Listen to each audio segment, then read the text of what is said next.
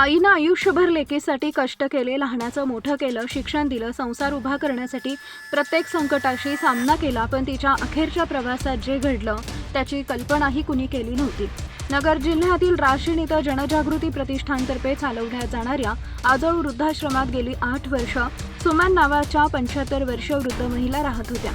त्यांना एक मुलगी आणि नातवंडे असून कुटुंब सुशिक्षित व नोकरी करणारे असल्याची माहिती आहे.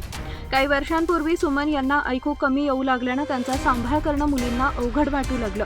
परिस्थिती अशी आली की त्या राशीन येथील जगदंबा देवी मंदिर परिसरात भिक्षा मागून उदरनिर्वाह करू लागल्या. पावसाळ्यात त्यांना राहण्याचीही योग्य व्यवस्था नव्हती. ही बाब आजोळ वृद्धाश्रमाचे व्यवस्थापक शरदचंद्र आढाव यांच्या निदर्शनास आली. त्यांनी सुमन यांना आश्रमात आणलं आणि नातवासारखी त्यांची काळजी घेतली. गेली 8 वर्ष त्या आश्रमातच राहत होत्या. वृद्धापकाळामुळे त्यांची प्रकृती खालावू लागल्यानंतर शरदचंद्र आढाव यांनी त्यांच्या मुलीशी संपर्क साधून आईला भेटण्याची विनंती केली. मात्र वेळ नसल्याचं कारण देत मुलीनं येण्याचं टाळल्याचं सांगितलं जातंय. काही दिवसांनी सुमन यांचं आश्रमात निधन झालं. ही दुःखद बातमी पुन्हा मुलीला कळवण्यात आली. मात्र तुम्ही अंत्यविधी उरकून घ्या, आम्ही येणार नाही असं उत्तर मिळाल्यानं आश्रमातील सर्वजण हळहळले. यानंतर शरदचंद्र आढाव यांनी स्वतः पुढाकार घेत राशीन येथील स्मशानभूमीत हिंदू धर्मीय परंपरेनुसार सुमन यांच्या पार्थिवावर विधिवत अंत्यसंस्कार केले.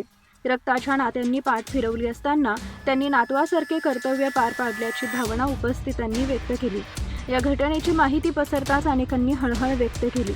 सुमन यांच्या अखेरच्या प्रवासात शरदचंद्र आढाव यांनी दाखवलेल्या संवेदनशीलतेचे आणि मानवतेचं राशीन ग्रामस्थांकडून कौतुक करण्यात येत आहे.